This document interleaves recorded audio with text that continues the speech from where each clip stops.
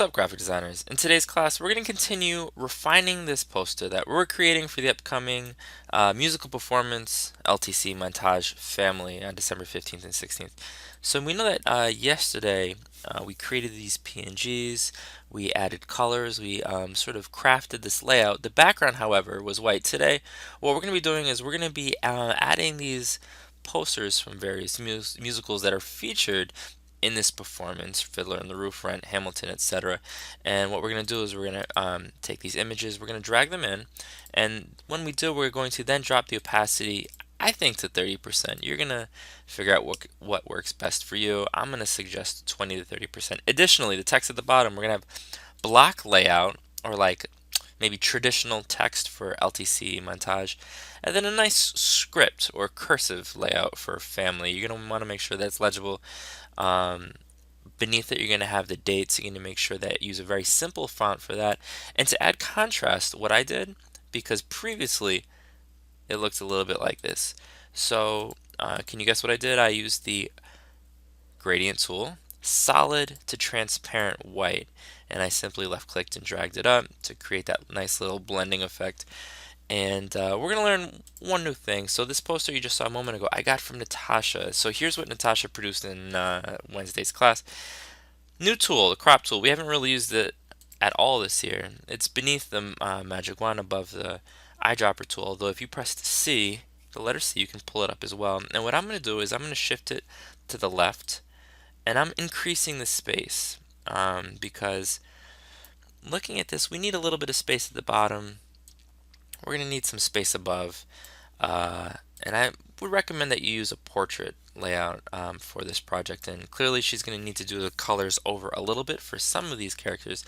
But if I left click on Natalia, one of the things that I really like that Natasha did is that she created a new layer above each character, right? And so if I hide the screen, we can see that we've got the Natalia image. And if we hold Command and then left click on the layer beneath, both are selected, right? Both the color and Natalia, and we can simply click and move it like so. So if I'm going to grab Cameron, for example, if we just grab the blue, we're going to move that up, and then if we grab Cameron, we got to kind of like figure out where it goes, and this is kind of problematic. It's not super easy. So instead, we're going to simply left click on the layer itself, hold Command left click on the text, not the thumbnail, but the layer itself, and now we've got both connected and like synced up, so we can shift it to somewhere that it looks a little bit better.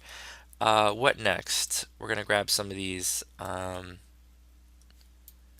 Broadway musical posters. We're going to press Command T. I'm going to shrink it down.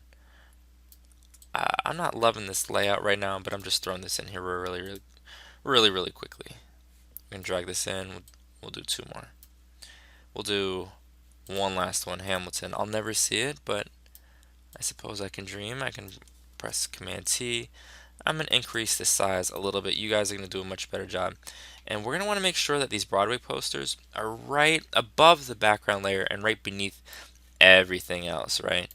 Alright, so now what I'm going to do is I'm going to simply left click on Hairspray, and then I could drop the opacity in Layers Palette to about 29%. Alternatively, you can click on Fiddler on the Roof and press 30%. And I'm going to click on Hamilton, press 30%. And why are we doing this? Well, before this kind of layout right here, it's very busy, right? There's a lot of visuals going on. There's lots of colors. It's kind of jarring. We want to include these Broadway musicals. However, we want to make sure that the lab students are the heroes of this piece. So to do that, we're going to drop the opacity again.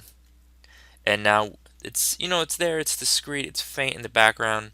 There's no question that it's contributing to the overall composition of the image, but it's not overwhelming the lab students. Finally, we've got all these characters. I'm going to create a new layer on the top. I'm going to jump over to the gradient tool, and I can see that we've got solid to transparent, foreground to transparent. We're going to make sure that it's white.